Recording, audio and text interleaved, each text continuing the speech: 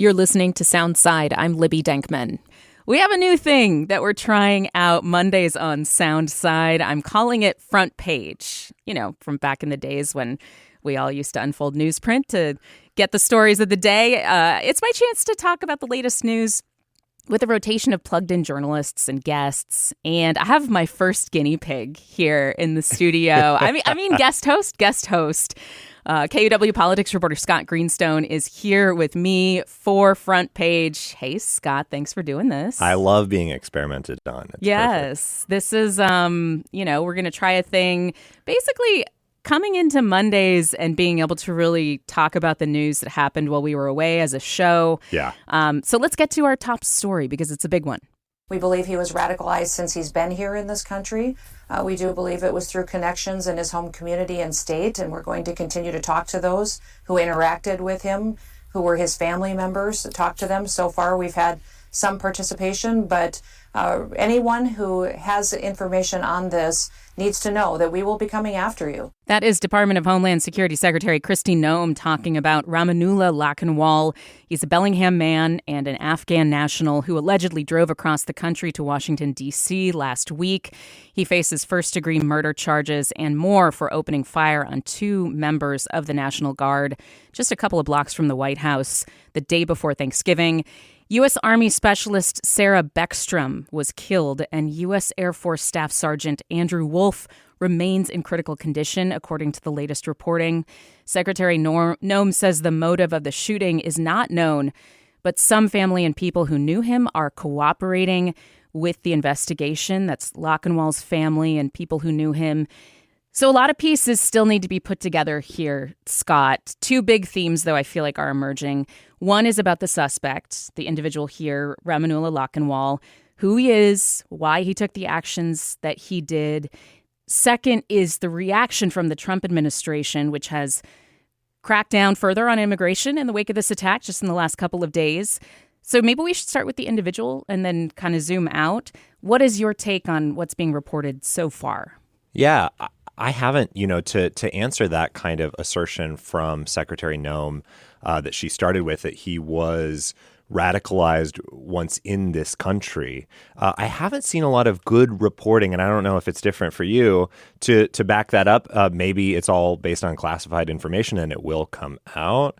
But the administration is saying two things about him, right? On the one hand, that the Biden administration, which brought him in to the country because he had helped, he had been an ally in our fight in Afghanistan. Yeah, worked with the CIA in Afghanistan. Yeah, that's right. Worked with the CIA as part of a Zero unit.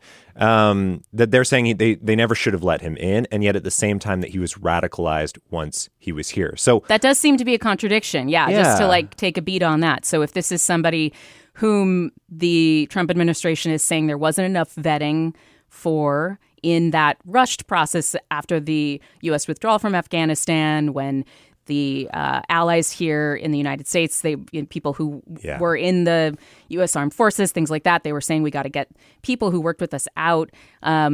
Now we know that there was vetting that went on both in country and then once he was processed for asylum, which was granted under the Trump administration. But what you're saying is there's a contradiction if the radicalization happened after all of that vetting. Yeah, so it'll be interesting to see what more they say. Again, not a lot of reporting on that end. But what we do have is a picture of this man living in Bellingham with his family, struggling financially, and a picture that the Cascadia Daily News kind of painted through a really good story just a few days ago from a friendly man to his neighbors. They spoke to some of his neighbors, had some really lovely kids, had a lot of family coming and visiting the house, some of whom may have gotten caught up in the raid that the federal authorities did at his house in Bellingham right after the alleged shooting took place. And so yeah, we have this picture of a man who was in maybe dire financial straits, struggling to find work because of the question about maybe his visa, and also struggling mentally with a serious mental illness. He wouldn't talk to his wife and kids sometimes for weeks at a time and would disappear taking the family car. So that picture to me is maybe a little bit different than the radicalization picture that the secretary is kind of, painting here. They could be mixed together. It could be more nuanced than all of it. Yeah. That brings up a lot of, my experience prior to being at KUOW.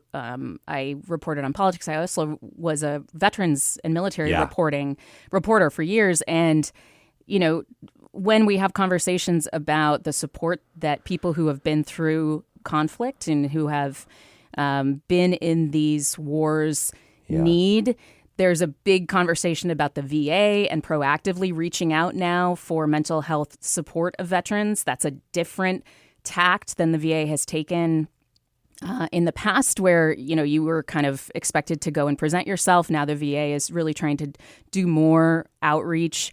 But that's not something that apparently Ramanullah Lakhanwal, was being offered, that kind of support. Obviously, for the first year, there were the types of things that somebody on humanitarian parole were able to access. There were some nonprofits that work with Afghan nationals that have been relocated. But the Associated Press had that, deeply disturbing account, as you say, of somebody who was going through what appeared to be manic and depressive pendulum shifts in his life.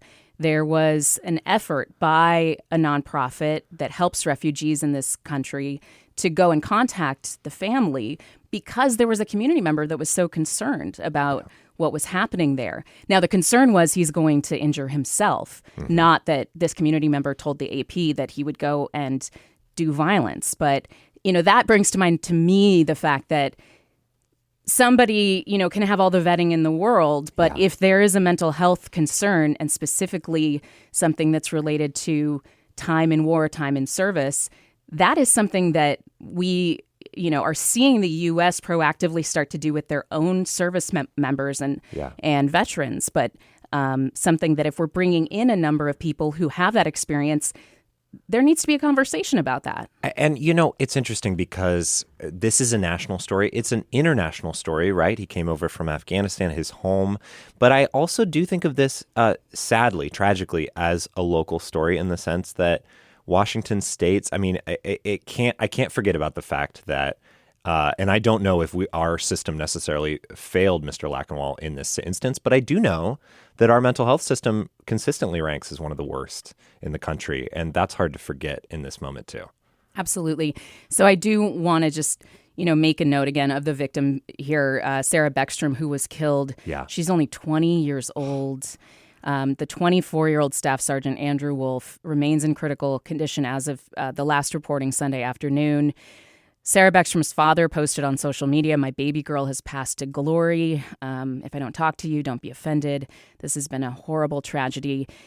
Zooming out somewhat here to the kind of policy changes that the Trump administration has made in the wake of this, just in the last couple of days.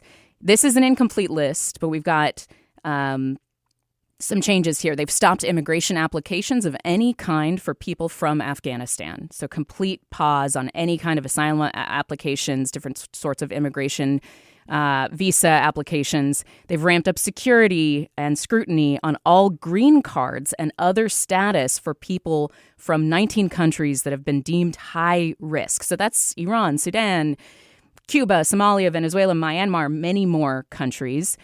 Now, all asylum claims right now are broadly paused. That's for people from anywhere until they have been, according to the USCIS, vetted and screened to the maximum degree possible. Trump, the president, said on social media on Thanksgiving that he will permanently pause migration from all third world countries to allow the U.S. system to fully recover. He also posted, "Only reverse migration can fully cure this situation." Scott, we got a couple minutes here. What do you think is going on? What are you watching for? Yeah, I think we're watching President Trump double down on the thing that arguably won him the election last year, but that has since, his base has been splintered over a number of other things. And the American people, we've been shown through polls, do have conflicting feelings about the deportation campaign that he has embarked on. I think he is trying to use this to really circle back on the thing that really united his base and maybe even won him some voters. I am just struck by the way he's blaming, everything on migration. And what came to my head was this DHS tweet from about 2 weeks ago, a little less than 2 weeks ago, just saying all these problems that we're experiencing right now, the prices, the rent, even traffic, can be blamed on tens of millions of, quote, criminal illegals in our country, wow. end quote. It just comes back to, I think he's just trying to really circle in on this is the problem and I am fixing it. You can blame any problem on this problem. Yeah.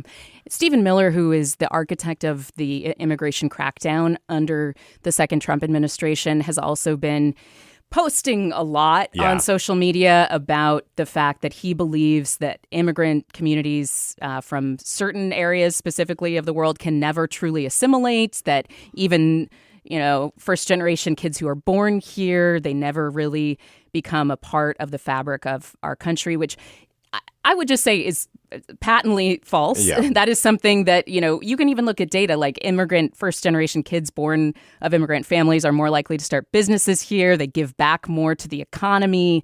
And so I think it's important to keep that in mind. But your highlighting of the politics behind all this and the use of immigration as a really important theme in the Trump administration and case that he's been making, that he is the only one who can really fix this, the problem that is at the root of all other problems. All other problems somehow.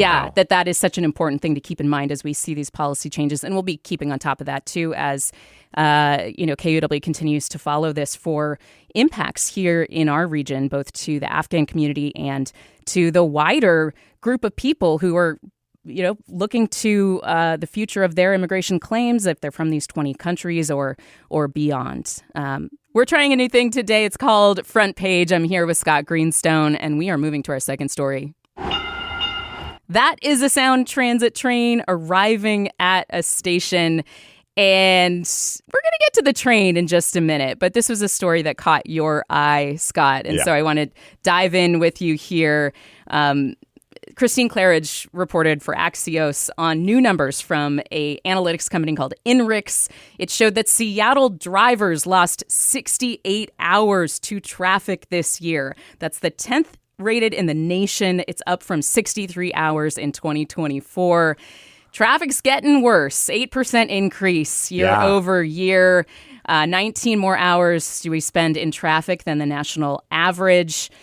This is a Kirkland-based analytics company, INRIX, and their global traffic scorecard. Scott, you're not a driver. So, I'm looking at your smug smile over there, and I'm just thinking, are you laughing at me? Because as a driver, this one hurt. As a public radio reporter, I could never, look down on drivers. That would be wrong. That would be so wrong. That is a huge audience base, so you better not alienate us. No, I feel bad for you. No, I don't blame you, honestly, because I will say that I have myself considered buying a car or switching to the bus, getting to a neighborhood, moving to a neighborhood where the bus is, more close, where the bus commute wouldn't be so close. Because a huge change for you, train to bus. Train to bus. Yeah. Which is, I have been a huge fan of the light rail for years, but it has gotten much more unreliable. I think particularly a couple years ago, we went through a period where there was a number of maintenance issues in downtown. There was that jeweler's clock situation where we had to shut down the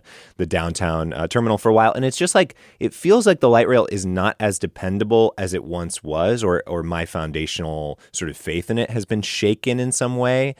And I'm a huge Mariners fan, but during baseball season, it was like commuting during a game was so rough. So I don't blame anyone who takes the car. It is, you do end up sitting for a long time. Sometimes especially, I think they said one of the biggest stretches was the I-5 between Renton. It is a South King County stretch. 405 Sorry, the between 405. Renton and I-90, which is hell. So Pole Creek Parkway and that area. I used to commute that. I used to do a commute from Tacoma to Redmond and back, and that was a crazy commute, and that 405 stretch is the worst. I do feel bad for those people. But if you're sitting listening to Kim Malcolm on All Things Considered, it's not wasted time. So soothing. I was going to say your blood pressure goes up, but not if you're with Kim or Angela in the morning. We're talking about light rail, obviously, because if you're looking for alternatives to spending 68 hours in traffic lost this year, that's one of the alternatives. I have to say, I have been, as the weather gets worse, I am able to choose either train or car every day. I have been driving a lot more, and that's just me. That's who I am. Maybe I'm a person who enjoys her dry shoes and comfort a little bit too much, but I pay for parking. I add to the emissions, everything else. But for me, it's easier than making the walk to the train and doing all that. My big thing is, are we going to see more riders as Sound Transit expands their light rail offerings? Yeah. So we've got the 3 stops in Federal Way they're opening this Saturday. That's always exciting because you also get people trying out the light rail for the first time kind of in the South End. So that's in Kent, Des Moines, Star Lake, and downtown Federal Way. So we'll see how that affects everything. I wonder if folks who are commuting over from the east side, say, and want to avoid that nasty stretch of 405 that we were talking about, are they going to park? Would they park at a Federal Way? Is it too far south?